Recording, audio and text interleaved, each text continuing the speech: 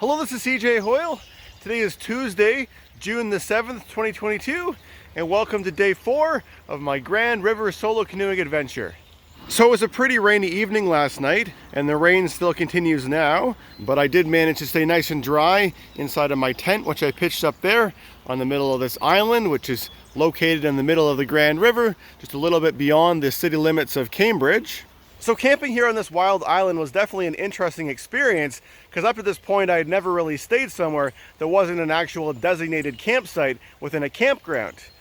Because it was just, so rainy last night, after I finished my dinner, I just decided to get in my tent and just spend the rest of the night in there. And while I was in there, I heard this really interesting sort of breathing sound outside my tent, and I thought, what is that? That can't, because I've heard a lot of birds flying around and stuff, but I thought that doesn't sound like a bird. So I unzipped my tent, poked my head out, and there was a deer standing about 10 meters away from my tent, which was a little bit scary, but of course, deers are, generally not something to be feared. But as soon as it saw me, of course, it just ran away. So likely that deer probably lives somewhere on this island, or at least spends some time here. And probably it's that same deer that I saw crossing the river last night while I was eating my dinner. So as the rain continues, it's now time for me to get my tent packed up and all the stuff loaded up inside the canoe. And according to the weather forecast, it's supposed to remain an 80% chance of showers for the majority of the day, so today is going to be a wet one. There certainly are a lot of snails on this island, and they seem to want to climb onto everything that I own. So the time is now 7:05 a.m., the canoe is fully loaded, and I'm ready to begin my rainy day of paddling down the river. Beginning from this little island just outside of Cambridge, today my plan is to paddle south for a distance of approximately 35 kilometers, including 2 portages. The first portage is in the community of Paris, and the other is just upstream of the campsite that I've reserved for tonight at the Brant Conservation Area in Brantford.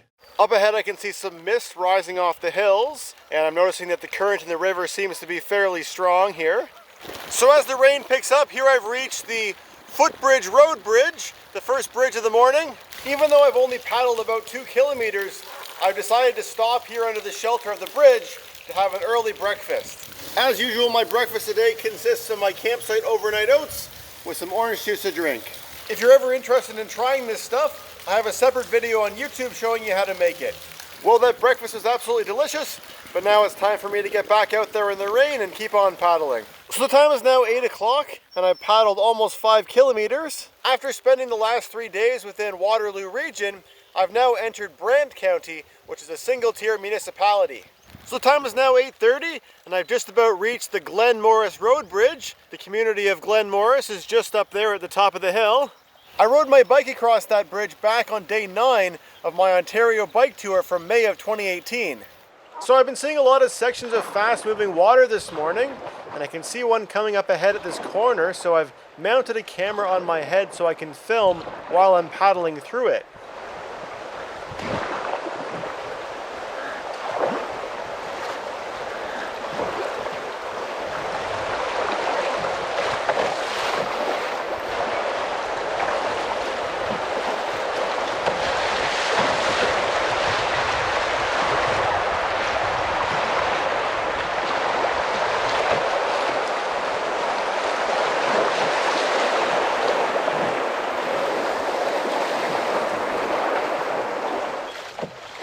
The bald eagle.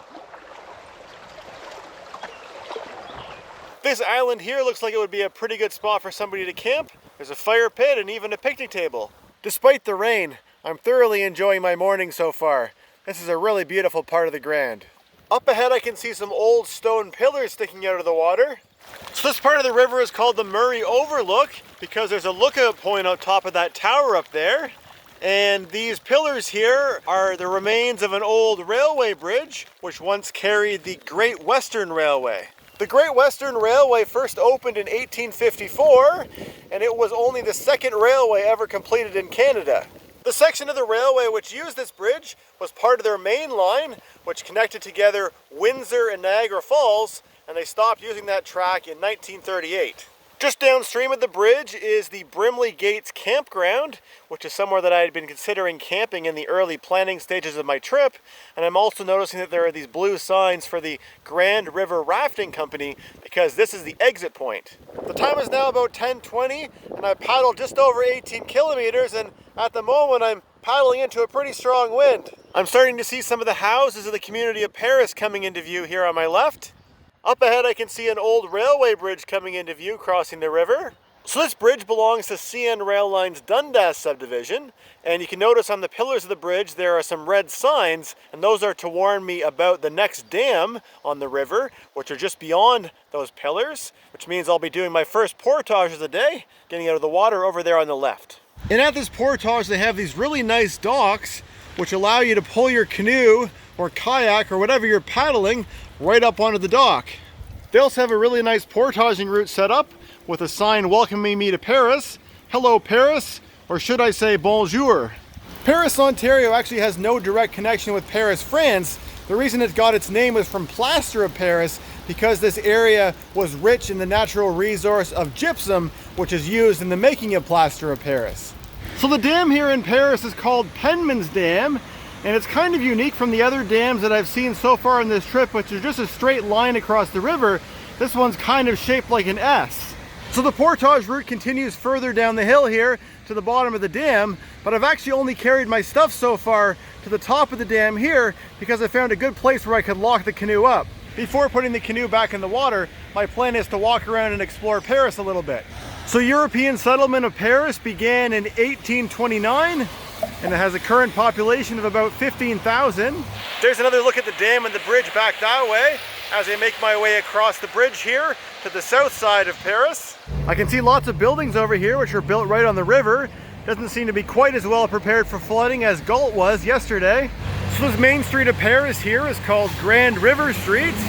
And down this way I can see a home hardware store, which I'm going to make my way towards. Yesterday I lost my sunglasses in the river, so I stopped in at Home Hardware to grab another pair. I like to use these tinted safety glasses that they sell there as sunglasses. So some of the significance of the location where Paris was built is that it's where the Nith River here joins with the Grand River. From what I understand, the Nith River is also a great river for paddling on. Paris has been nicknamed the cobblestone capital of Canada for its many cobblestone buildings, which are constructed using rocks pulled directly from the river. I was noticing that their main intersection even has a pedestrian scramble, like you see in downtown Toronto. So the time is now 12 noon, and I decided to stop at a restaurant called Edit, located at the main crossroads of Paris. So I decided to order a hamburger with a garden salad as my side. Well, that burger really hit the spot, and while I was eating my lunch, the rain seems to have pretty much stopped. So the canoe and all my stuff appear to be just the way that I left them. Now to complete my portage by carrying everything down this hill over here and getting in the water and keep on paddling. The total length of this portage here in Paris is about 235 meters, which is the longest portage in my trip so far. All of the portages on the Grand River are relatively short, which is one of the many reasons why I strongly recommend this trip to my fellow paddlers. So there's one last look at the Penmans Dam as I get back in the canoe to continue paddling. So Paris has 3 road bridges. The first one here is the William Street Bridge, which I walked across to get to my lunch spot. And the second bridge is the Grand River Street Bridge, which was built way back in 1932, and despite its name, it actually goes across the Nith River. As I make my way out of Paris, I can see more houses built here along the river, and can also see that it started raining again lightly. And the third road bridge here in Paris is the Dundas Street West Bridge. I've certainly been seeing a lot of great blue herons on this trip. So the time is now 1:45, and I've paddled about 24.5 kilometers, and the moment the rain has stopped and things are almost looking sunny. Up ahead on that rock I can see some turtles that are sunning themselves, although they've all just jumped into the water because they're afraid of me. Up ahead I've got a highway bridge coming up to paddle under. So there are actually 2 bridges here, and they carry the eastbound and westbound lanes of Highway 403. The time is now 10 minutes past 2 o'clock, and I paddled 27 kilometers so far today. Looks like I'm passing another end point for one of the Grand River Rafting Company's routes. The Grand River Rafting Company is one of a handful of companies that operate paddling routes on the river, including a wide array of watercraft available for rental. The time is now 2:35, and the scenery remains beautiful. These birds over here on the island are called red-winged blackbirds, and I've been seeing and hearing a lot of them during this trip.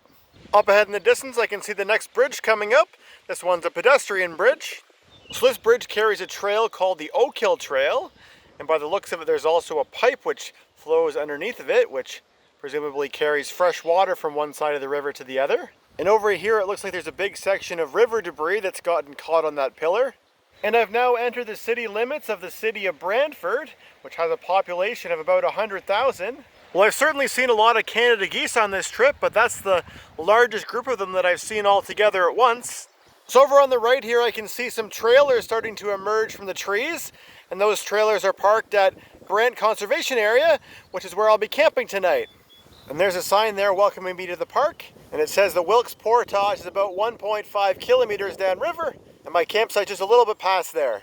So here's the public launch point, which even has one of those fancy docks, which allows you to bring your canoe or kayak right up onto the dock like I did back in Paris. In the early planning stages of my trip, I had been thinking that I would get out of the canoe there and camp in one of the campsites that's pretty close to it, but because I have a particularly long day of paddling tomorrow, as soon as I discovered that it was possible to camp at Brant Conservation Area but do it on the low side of the dam, I figured that makes a lot more sense because it'll be one less thing for me to worry about tomorrow. This side of the park appears to be mostly seasonal campsites.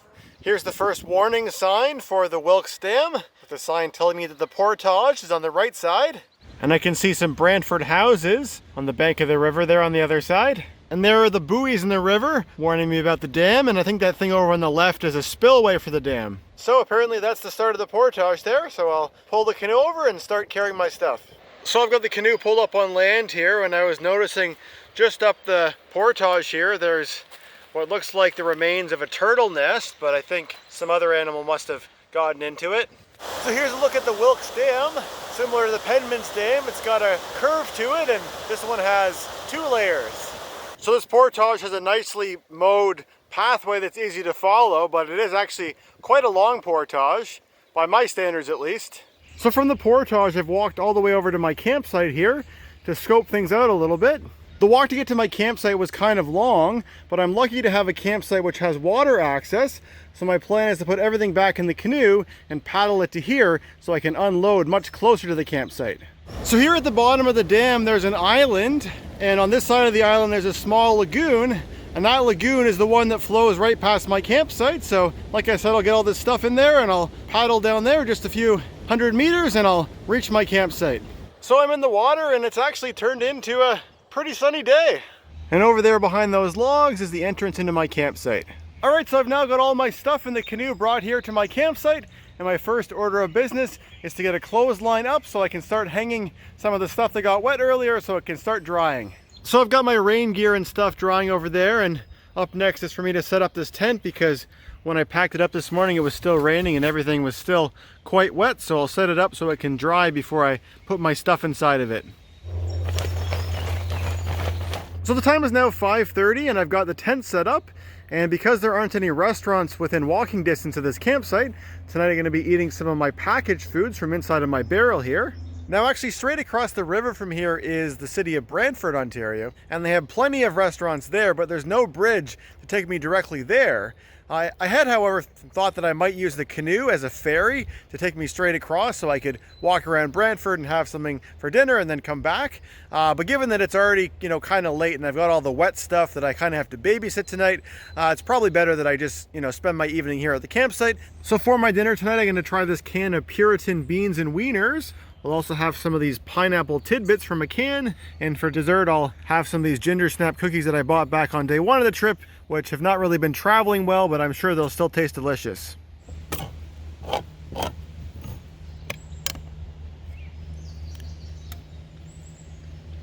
That red bird there is a cardinal that I've seen flying around my campsite.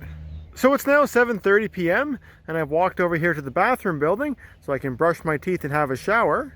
It looks like this used to be a coin-operated shower, but they've activated free play mode. So I just got back to my campsite, and look what I see. That lid was definitely sealed up tightly before I left. I don't think there are any animals in this park which would be capable of opening the lid, so I'm really baffled how that could have happened. I checked inside and none of my food seems to be missing, so perhaps the barrel got knocked off the table by a gust of wind, and the impact from the fall made the lid pop open. So now I can prepare my breakfast for tomorrow.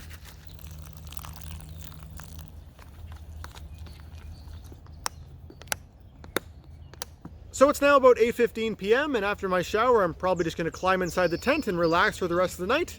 So my total paddling distance today was around 35 kilometers, and I did those 2 portages as well.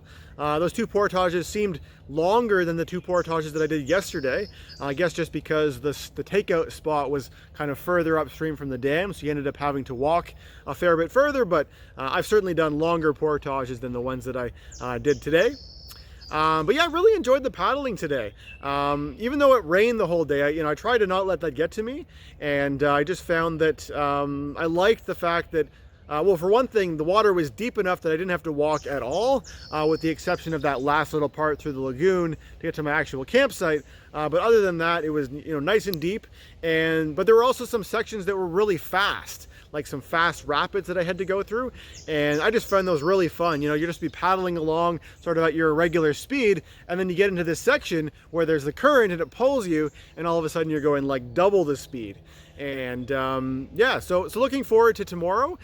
For tomorrow I will be paddling, hopefully I'll be paddling the longest distance I've ever solo paddled in a canoe, because the next campsite is almost, I think it's more than 41 kilometers to get to.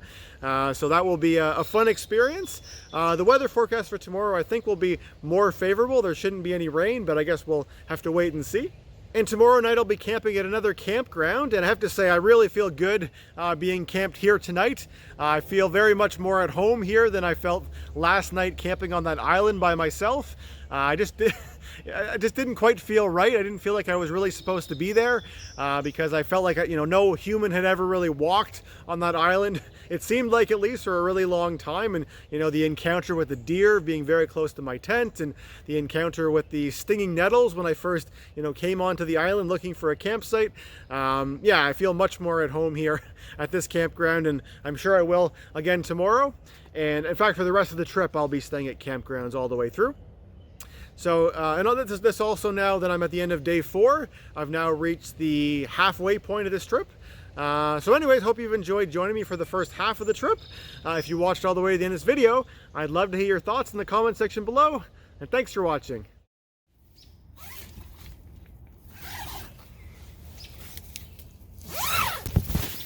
Hey! Hey! Hey!